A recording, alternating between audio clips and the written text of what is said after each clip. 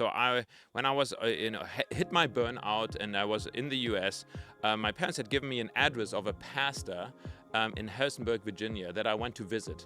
So, I rented a car and drove out there and visited this pastor. He had a very big congregation, big church, like they do have that in the U.S. I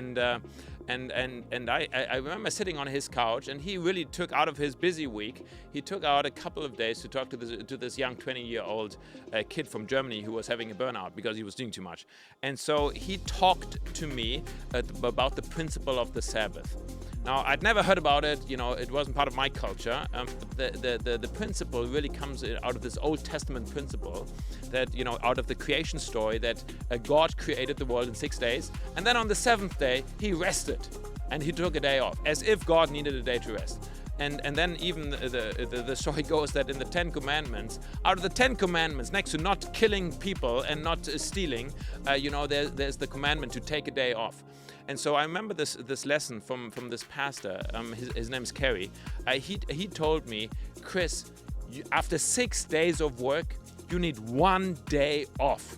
You need to take 1 day off, and really that means you need to drop everything. Drop everything. No emails, no communication, no meetings. Stay put. Stay in your house and just take that day off. Now, I did a lot of reading since then on this whole subject, and actually, but I've adopted it as my philosophy.